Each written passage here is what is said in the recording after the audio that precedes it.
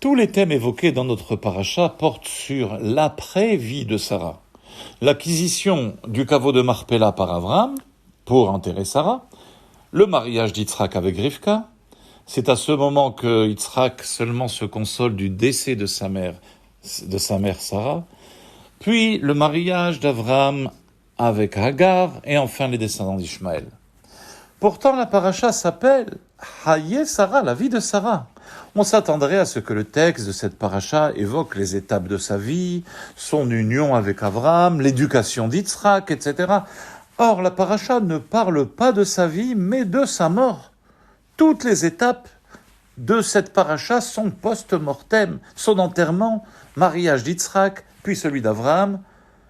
Où est Haye Sarah, la vie de Sarah, dans notre paracha ? Le titre semble donc inapproprié à son contenu. Afin de comprendre la relation étroite entre la vie de Sarah et le contenu de notre paracha, il est nécessaire au préalable de distinguer deux notions dont la différence est considérable: la vie et l'existence. Prenons pour exemple ce qui intrigue le monde entier: la longévité hors du commun du peuple juif. De tout temps, les peuples qui ont existé ont lutté pour pérenniser leur existence, leur espace, leur philosophie, leurs exigences et leur place dans le monde. Et de ces superpuissances, il reste tout au plus des vestiges archéologiques que l'on s'efforce de conserver, des vestiges d'une grandeur disparue ou des vestiges de société sur leur mode de vie. Mais les peuples de ces superpuissances ont totalement disparu. Leur existence fut bien présente, mais la vie fut absente. Car la vie, c'est quoi ? La vie signifie baser son existence sur notre relation à Dieu. Et vie et existence, ces deux notions ne font pas toujours bon ménage. En effet, on peut avoir une existence merveilleusement réussie, dans le bien-être, l'opulence, la santé, la famille, l'argent, mais médiocrement vivante. Et inversement, on peut avoir une existence médiocre, mais qui est renforcée par la relation à Dieu, à la vie. Le peuple juif, dès son entrée en Israël, quand il fut peuple, Moshe leur dit déjà: votre existence ne sera pas terrible, elle ne sera pas facile sur cette terre d'Israël. Votre existence ne sera pas stable, vous serez exilés, puis vous reviendrez, mais vous serez en tant que peuple toujours vivant, car en développant la relation à Dieu, votre existence se gère automatiquement. Ce n'est pas l'existence qui va gérer votre vie, mais la vie qui gérera votre existence. Lorsque nous sommes pleinement vivants, l'existence est forcément aussi moins exigeante. Elle en demande moins. Et c'est là la raison essentielle de notre survie.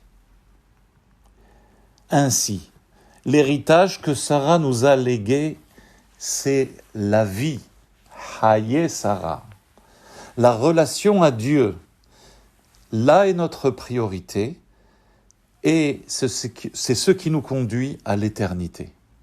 Et tous les événements de notre paracha nous indiquent la vraie vie de l'être humain.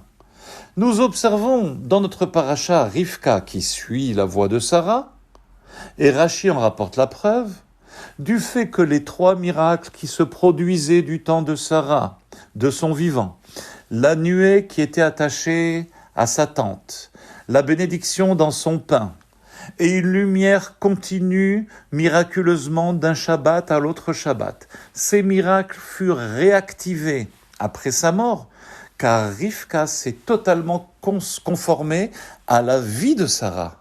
Elle a retrouvé Sarah, car elle a suivi les traces de Sarah. Et forcément, les miracles dont Sarah bénéficiait dans sa tente se sont reproduits lorsque Rivka y est rentrée. L'enterrement de Sarah au caveau de Marpella, qu'Avram avait acquis à tout prix, pour Sarah témoigne aussi du fait que ce caveau-là était destiné normalement à toute l'humanité, car c'est là où est enterré Adam et Chava, le premier couple de l'humanité. Il a été spécialement réservé pourtant aux patriarches et aux matriarches. Et c'est bien la preuve de la continuité de la vie de Sarah à l'intention de son fils Yitzhak et de ses descendants. Abraham aussi, à la fin de notre paracha, il lègue toute sa fortune à Yitzhak, la fortune de la vie, pour faire d'Yitzhak l'héritier physique et spirituel de la vie de Sarah. Dans cette paracha, on décrit aussi la vieillesse d'Abraham. La vieillesse d'Abraham après la mort de Sarah.